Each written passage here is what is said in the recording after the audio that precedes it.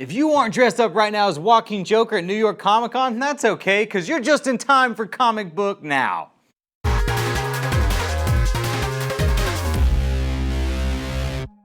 What's up, everybody? I'm your friendly neighborhood host, Chris Killing, and with me, my sidekick today is Cowabunga Charlie Ridgely. I just gave you that nickname, but hey, I'm into it. I was trying to do alliteration. We talked about this earlier. Yeah. I needed maybe a ch. Yeah, but I mean, it'll work. Like I like Ninja Turtles. Cowabunga is a cool word that we don't really use anymore.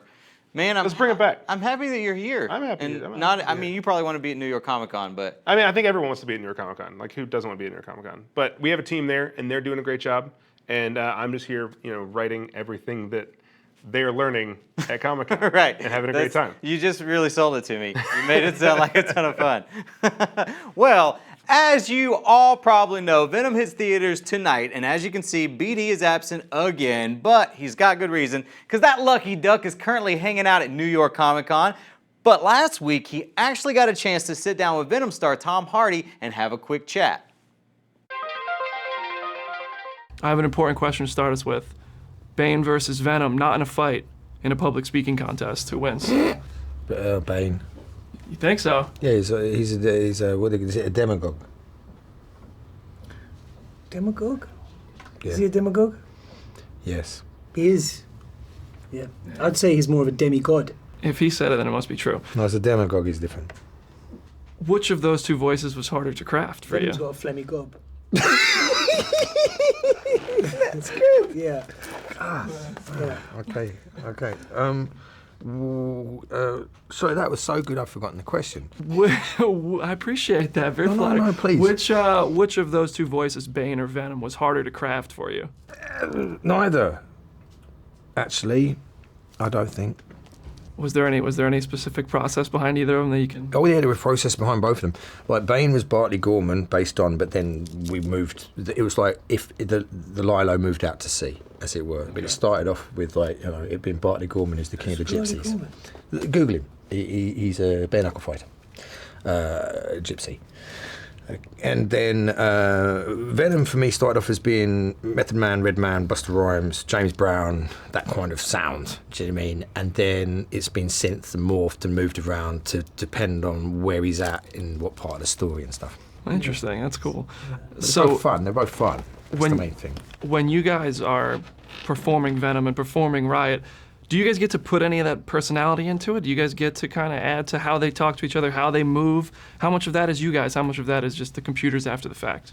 A lot of that's computers, to be honest. Yeah, Paul Franklin is an amazing CGI maestro, and he built these kind of beasts from scratch. But it's probably informed by our own movement as well, for sure. Yeah, he would say that he would watch and scrutinise what we were doing in order to inform, because obviously he's got to blend the transitions and stuff like that, and certainly with the voice, do you know what I mean? That informed certain movements of obviously the mouth and physicality, but ultimately he's the maestro, like you say, behind creating the symbiotes in their full form.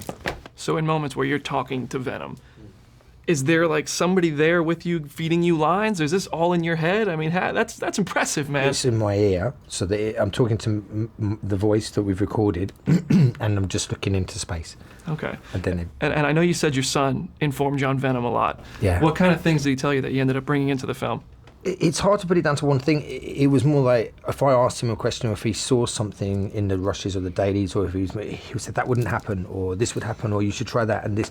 The symbiotes don't look like that. He was very immersed in the process, if that makes sense. Yeah. Also steering me from early incarnations of Venom, She-Venom, Agent Venom, Peter Parker, Venom, and. Do you know what I mean? Right. It was the mythology and anthology of stuff. And it sounds like you're raising a little director, maybe. I mean, if he's that detailed, he's got that vibe going on.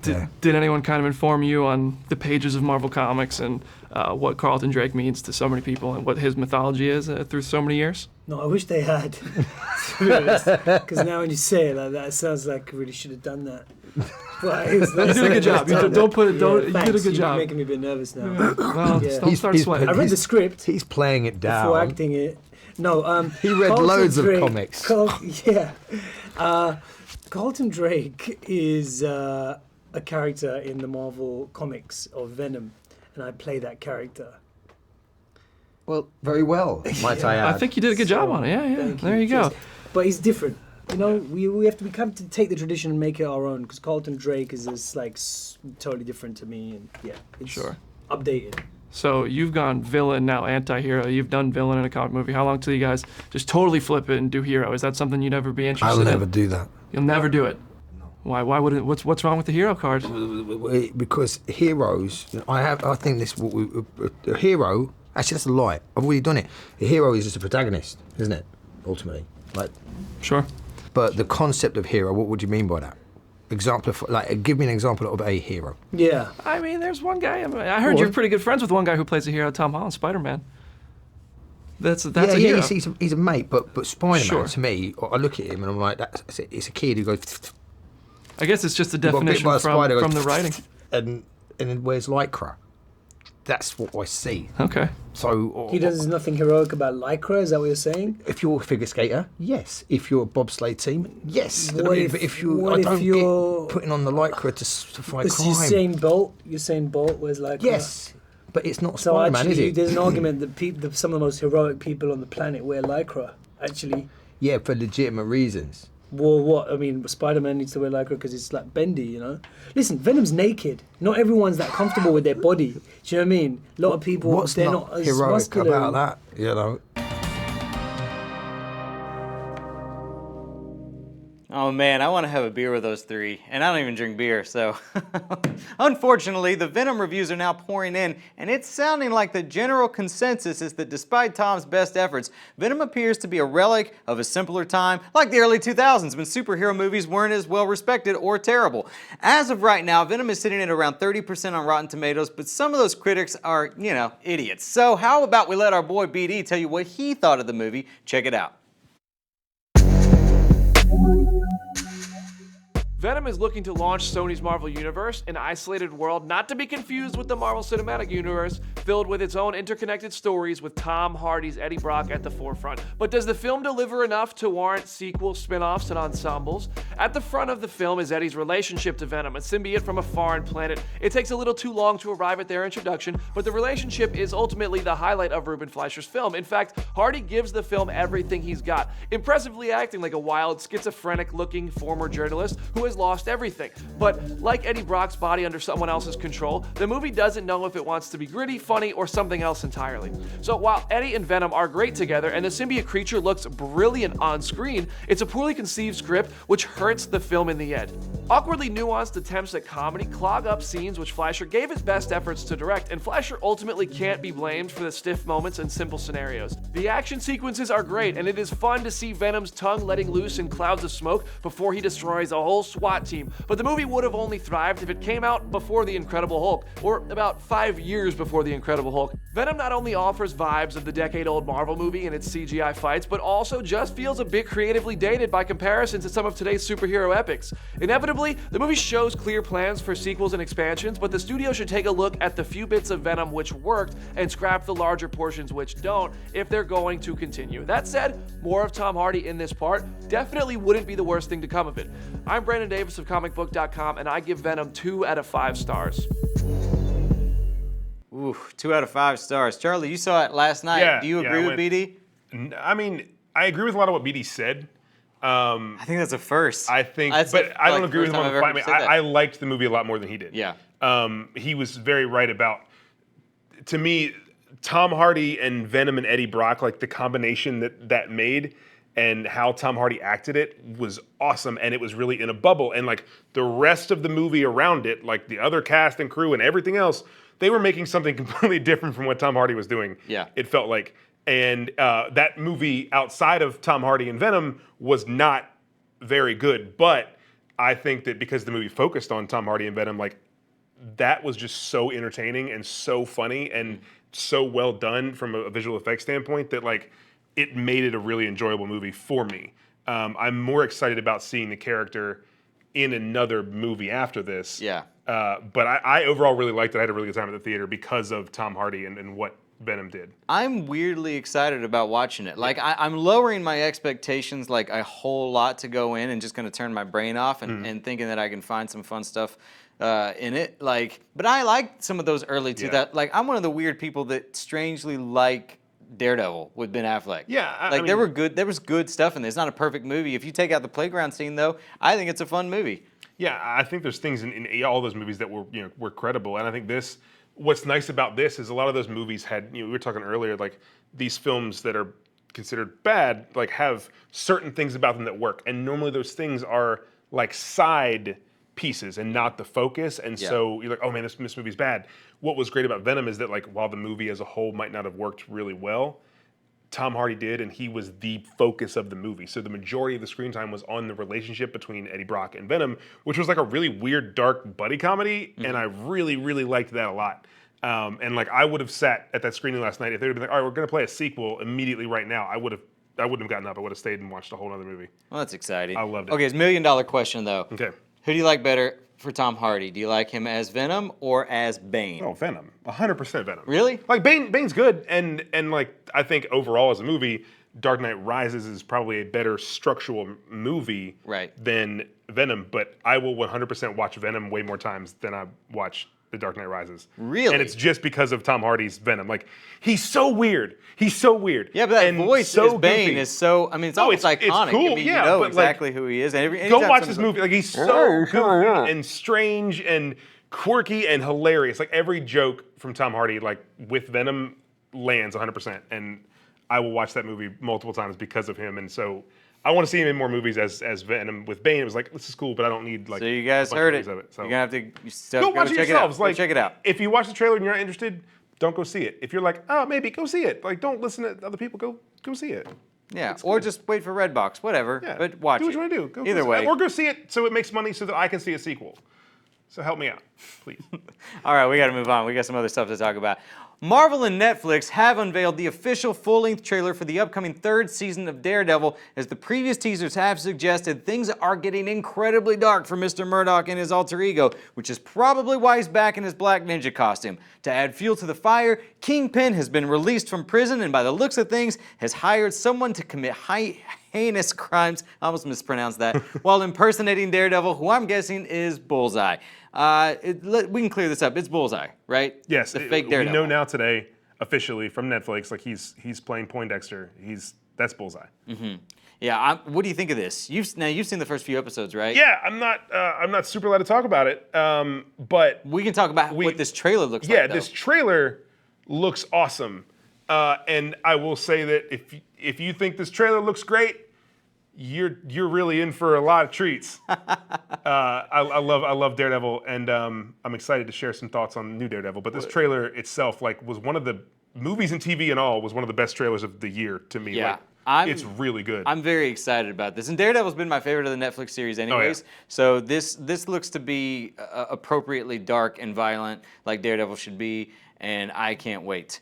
On to the next story.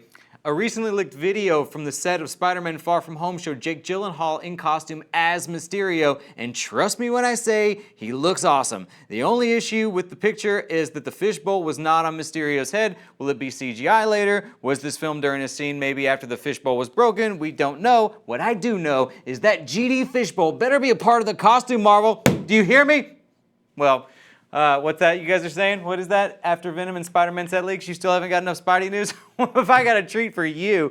Oh man, the second trailer for Spider-Man Into the Spider-Verse was released this week, and we finally got a look at a few more characters along with a better idea of what this movie is even about.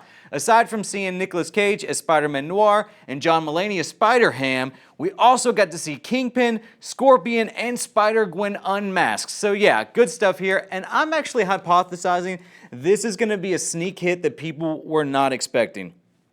So that's my hot take. Anyway, is that really a hot take? It's not a hot take. And if you're excited about Spider-Verse, maybe stay through all the credits of Venom tonight. If you want to see Spider-Verse, maybe you should stay through Venom credits. There you go, a little wink, there's a lot of post-credits questions in the comments, and I don't want to spoil stuff, but while we're on Spider-Verse, maybe you should just stay in your seat until the lights come back. You guys heard the man. Oh, we got off on a tangent.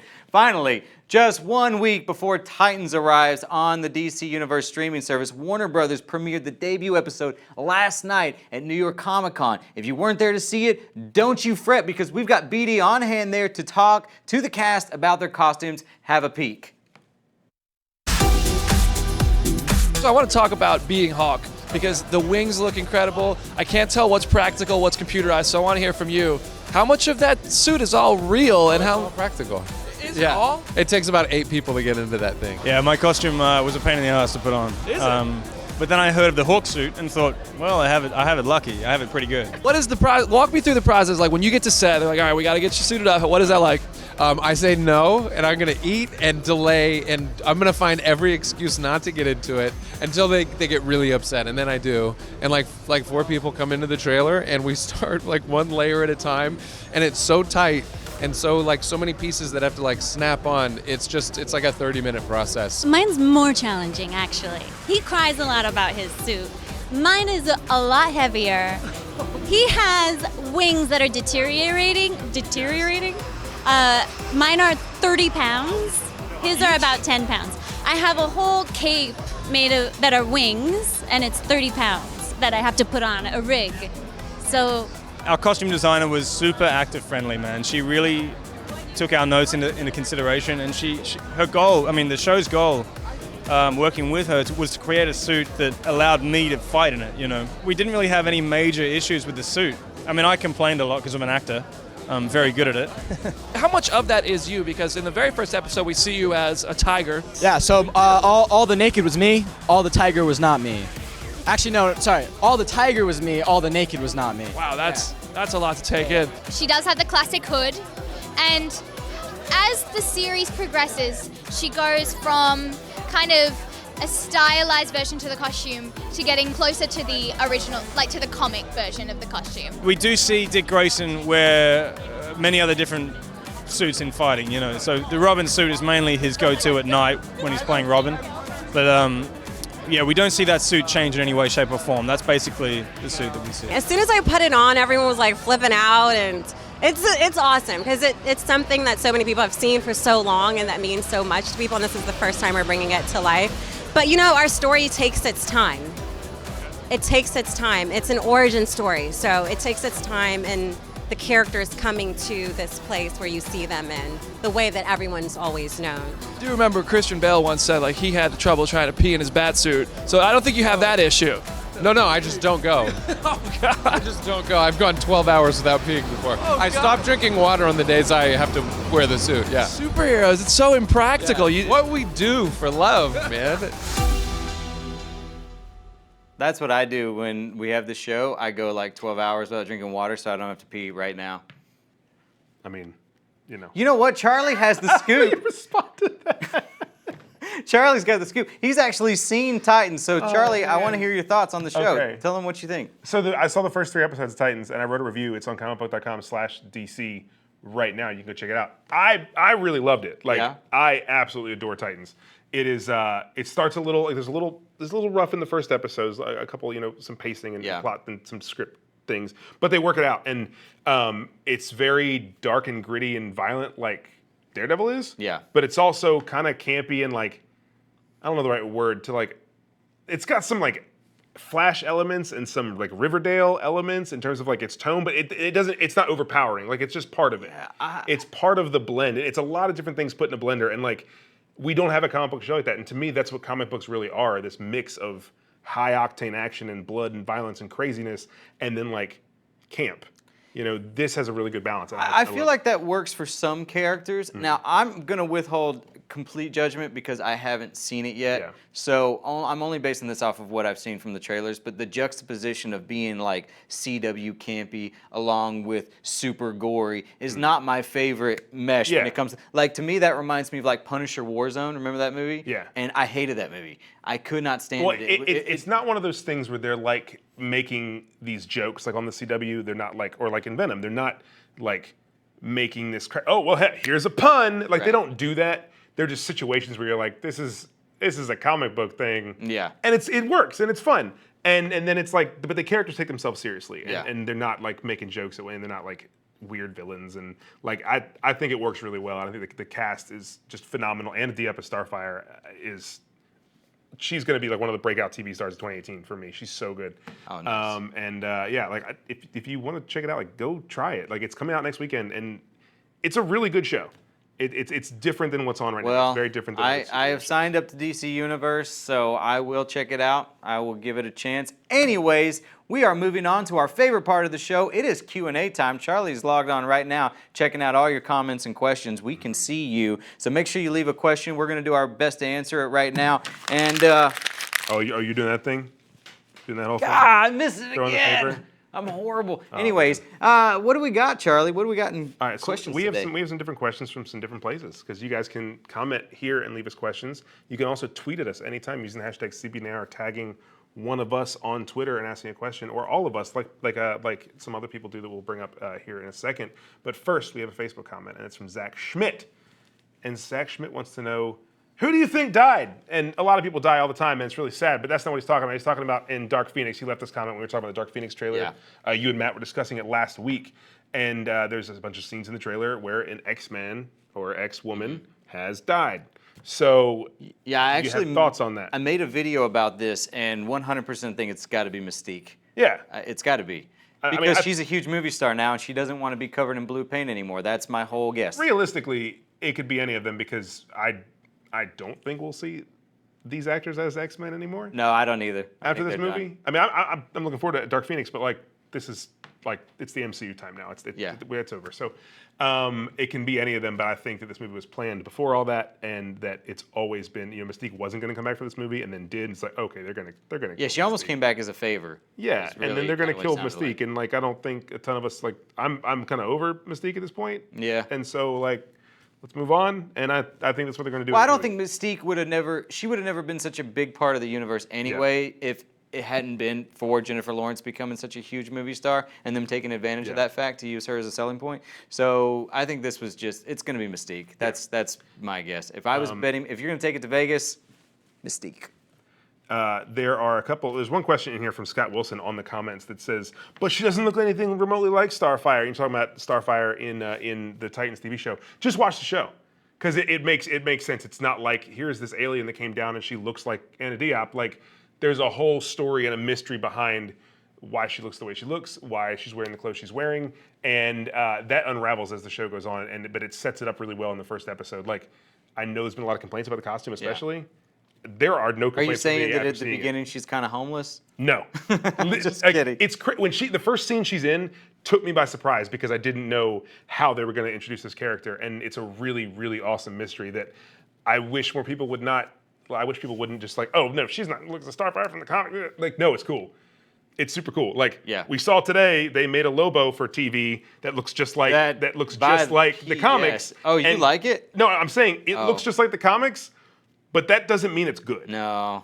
And so I think we should be open to seeing what creators do because they get paid for that. Mm-hmm. And I think that she works out really well. So just Scott and all the others with the costume issues, just go watch it. Okay. And I think you might have a different opinion. Well, let's do one more question. One more question. This one comes from Twitter, like I was talking about earlier. You can tweet us anytime and tag us, and we'll try to answer your questions. And this comes from Manny King, who's a good pal of ours on Twitter and loves to chat about movie stuff. And Manny wants to know that it says there's a Forbes article saying that Captain Marvel doesn't need to make $1 billion to be considered a major hit. Do you agree?